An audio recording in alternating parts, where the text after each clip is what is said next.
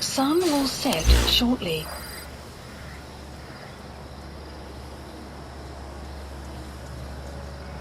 Marker placed.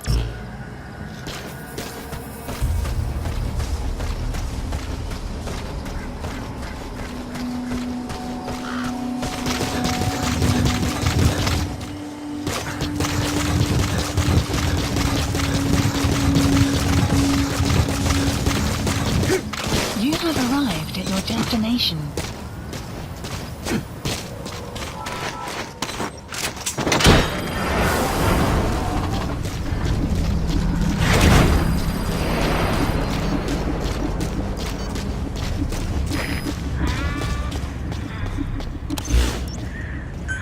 Marker removed.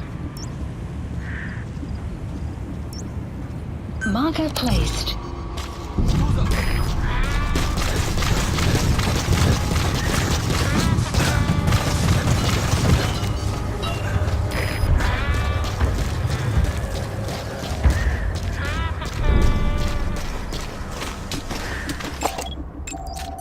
Analysis complete.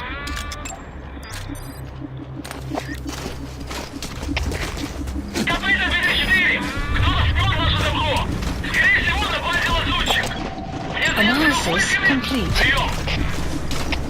Это КП, понял. Усилить безопасность и найти нарушителя. Конец связи.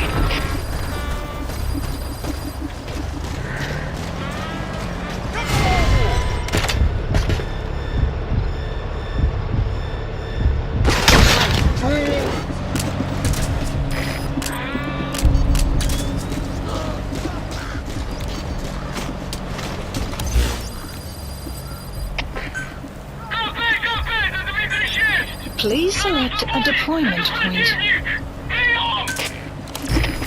Это КП, понял. Будьте начеку. Выкройте врага. Конец связи.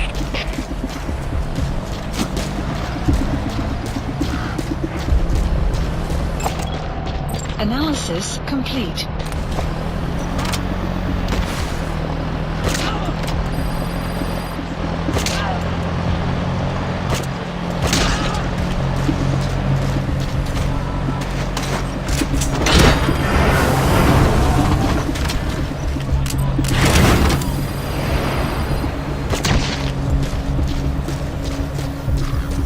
You have arrived at your destination.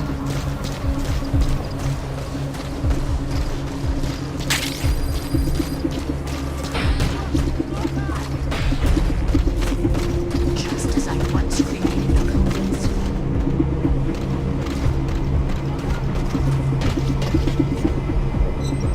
Jack is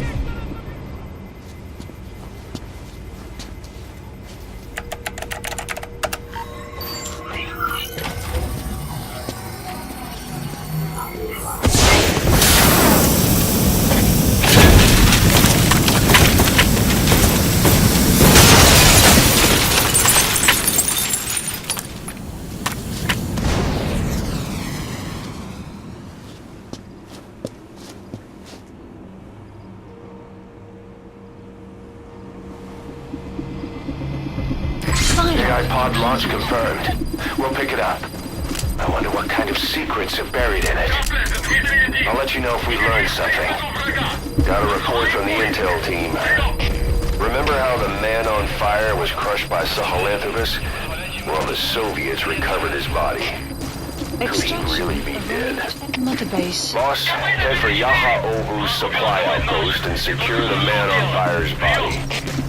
If Skullface was right, the thirst for revenge can turn a man into a demon and keep the dead alive. And this man on fire who's been coming after us ever since you woke up, well, that just might be what's left of our old friend Volgin.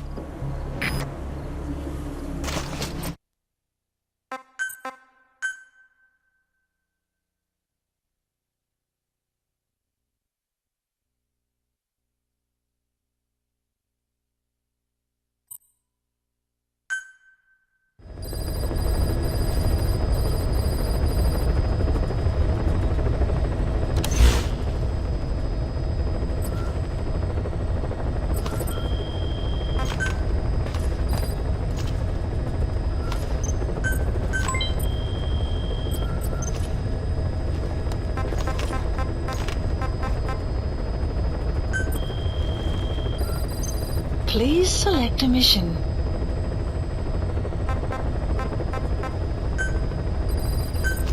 Unit dispatched.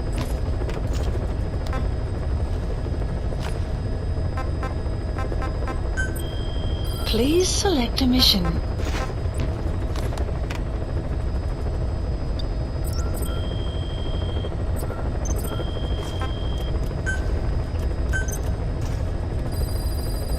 Please specify a project.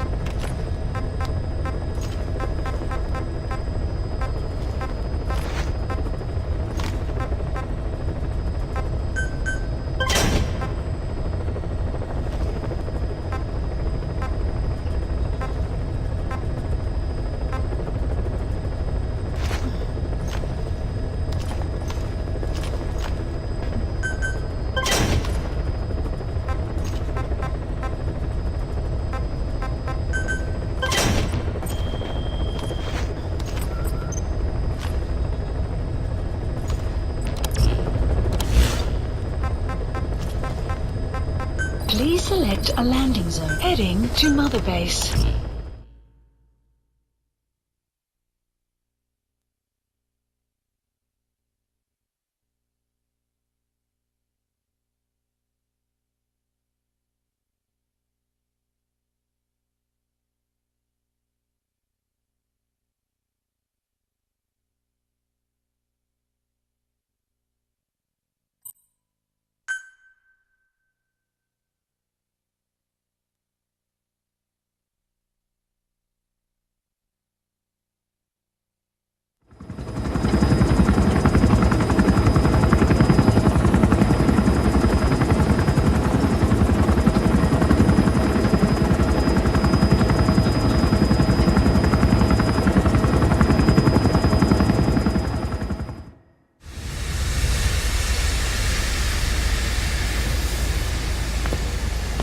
Stay back.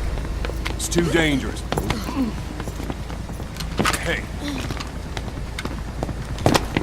Back up, kid. I said no. You have to stay back.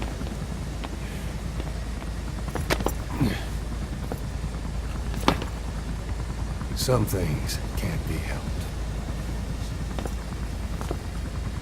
Back to your quarters.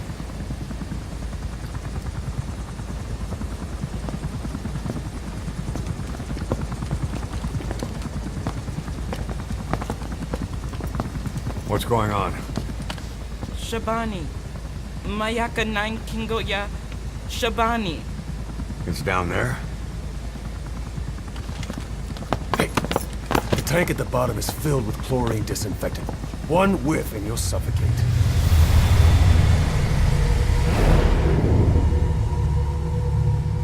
Don't even.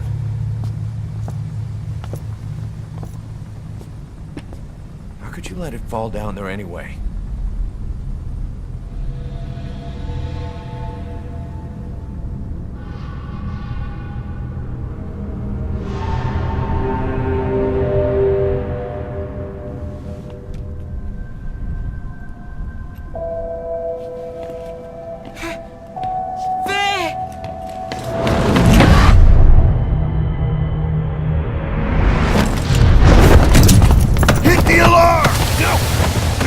Go down there, and it is over. Boss! Hey! Listen to me! There is no way to recover the body.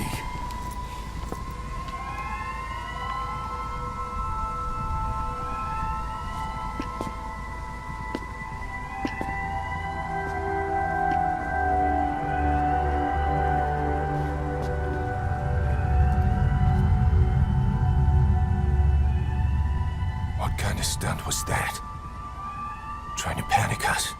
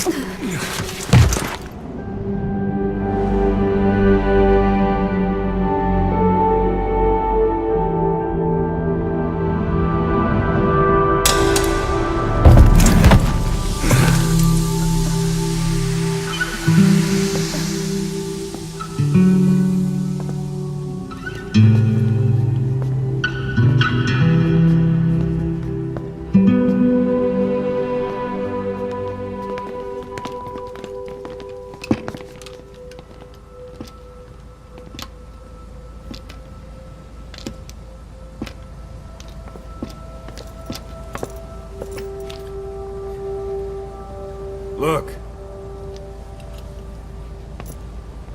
Here.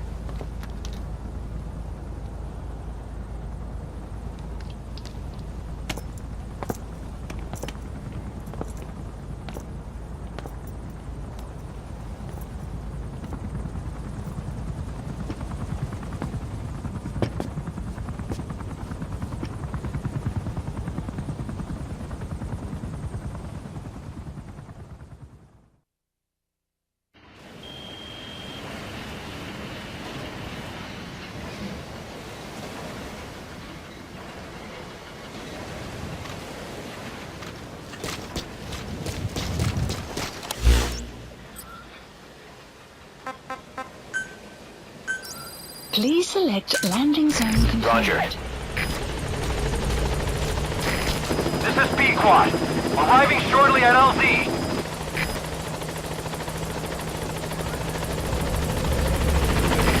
This is B-Quad. On station at LZ.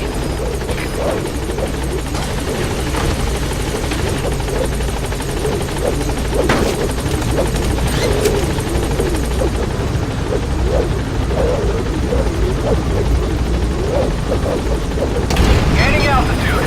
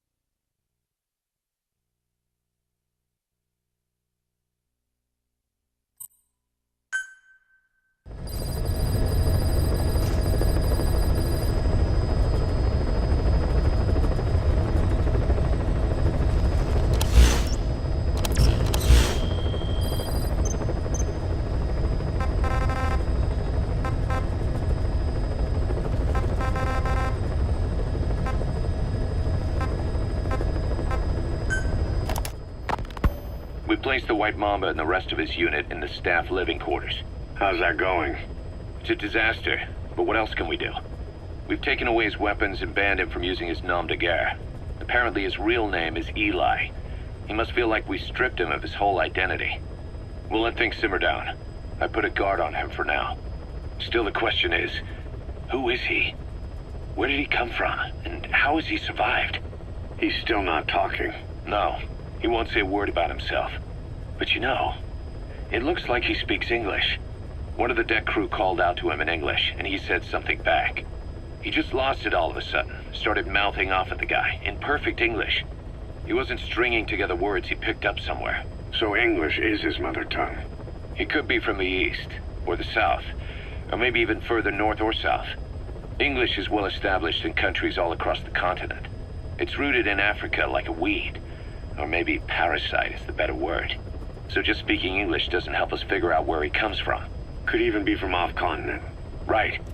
In any case, we'll keep an eye on him.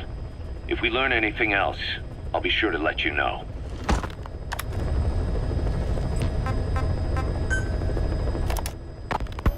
Snake, I wanted to ask you about the man on fire.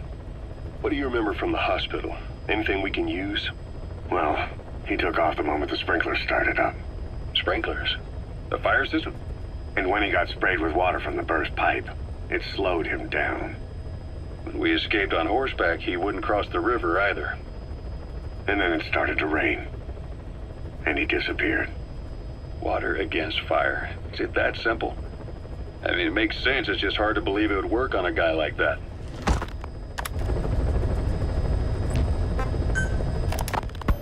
You mentioned that the man on fire was crushed under Sahelanthropus in its hangar. Yeah. He was caught under the wheels of its transport platform. But his body wasn't found. What? We searched the area the moment we arrived, but there was no trace of him. I wasn't hallucinating. I know. I trust you on that. That means someone must have taken the body. But when I got there, everything was still as it was. Even Skullface hadn't been touched. I can't see a reason to sneak into a place like that and drag out the biggest, heaviest guy there. What are you getting at? Only option left is he got up and walked away. That platform ran him over. Just ran him over. You're saying that's not enough? I don't want to believe it, but maybe not. He shrugs off bullets, even rocket strikes. There's no reason to think that would finish him. It seems ridiculous, but I'll start gathering eyewitness accounts just in case. If you dig up anything concrete, I want to know. You'll be the first, if I dig anything up. But I hope to hell I don't. No kidding.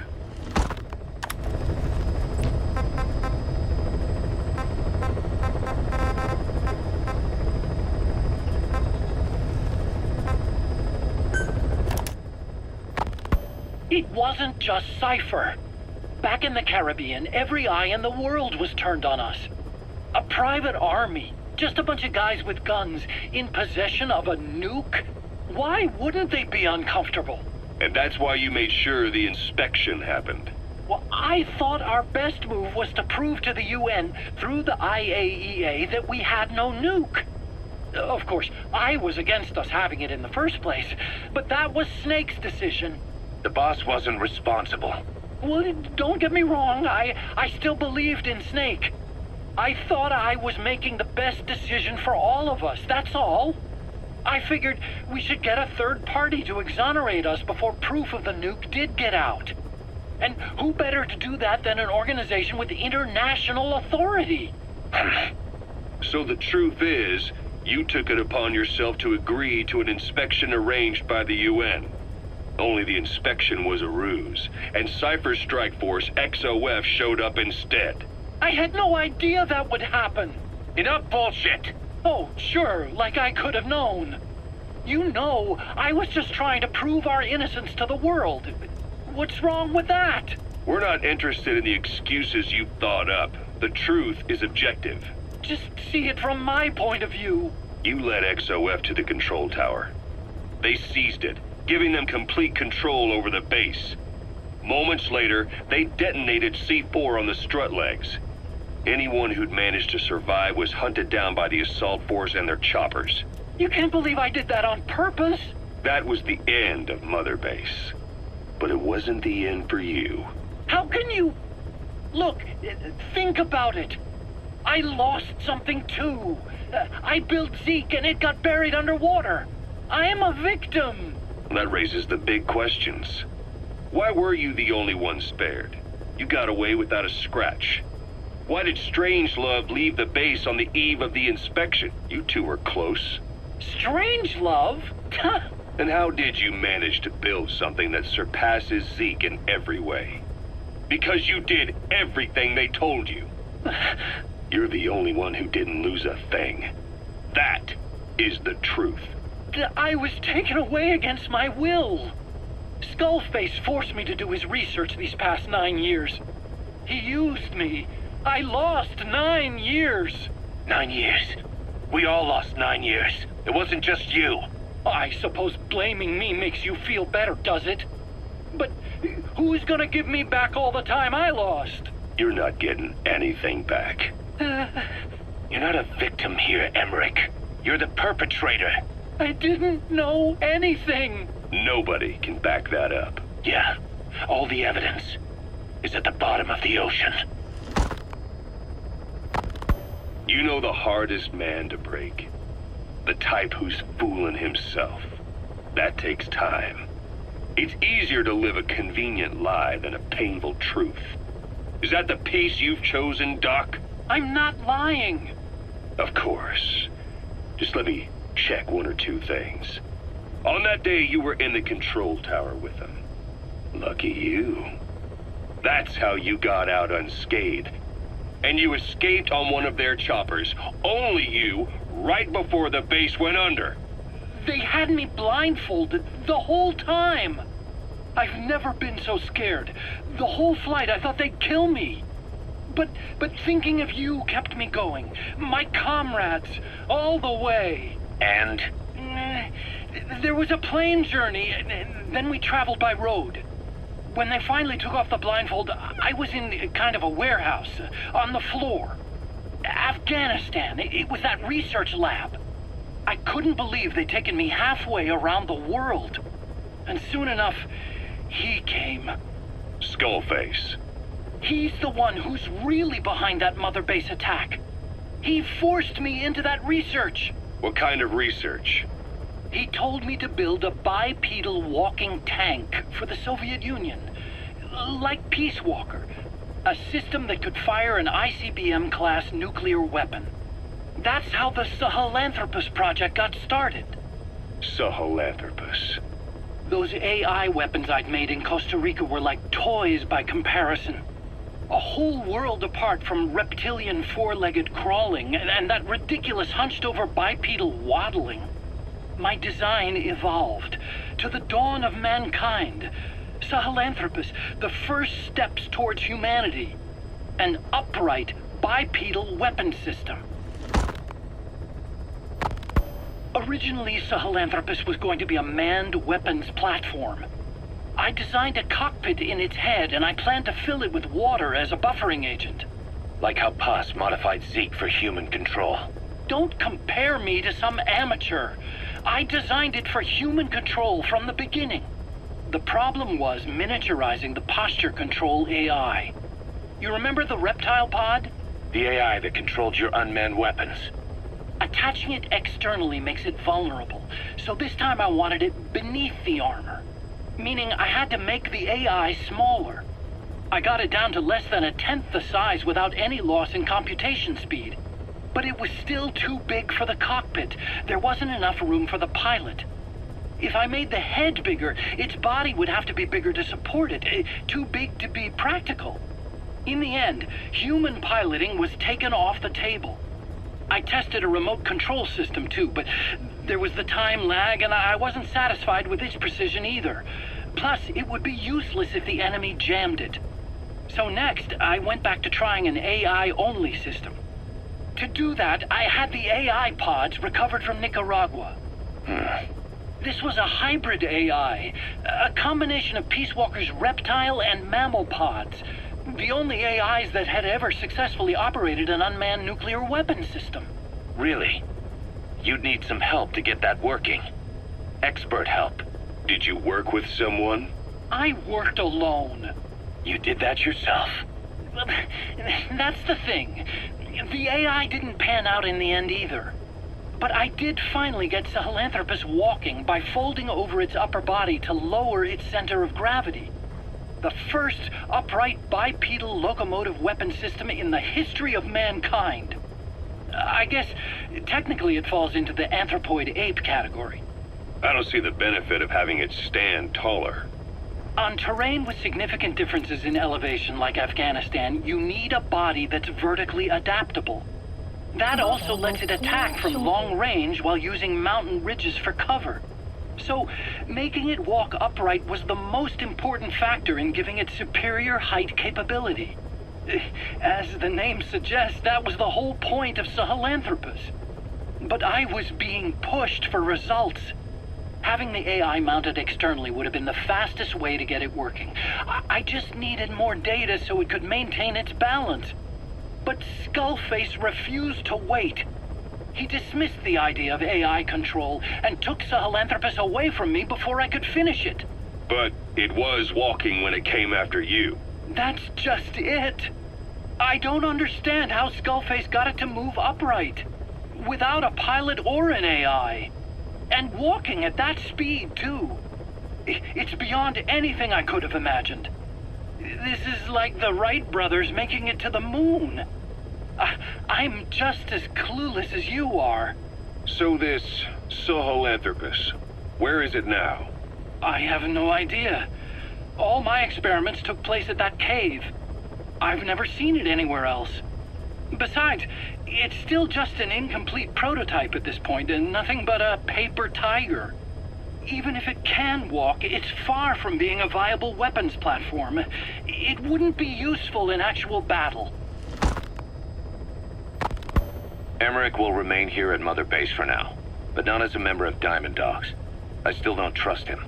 That work for you? Fine by me. He can't be allowed any contact with staff either. Yeah. A lot of the guys would love some payback for 9 years ago. We still need him alive. But we have to restrict his movements. He can only go where we tell him. And of course, the interrogations will continue. He worked for that skull bastard for nearly a decade. He still has more to tell us. How long are we gonna press him? If our investigation shows he really had nothing to do with the attack, we'll reconsider his place here.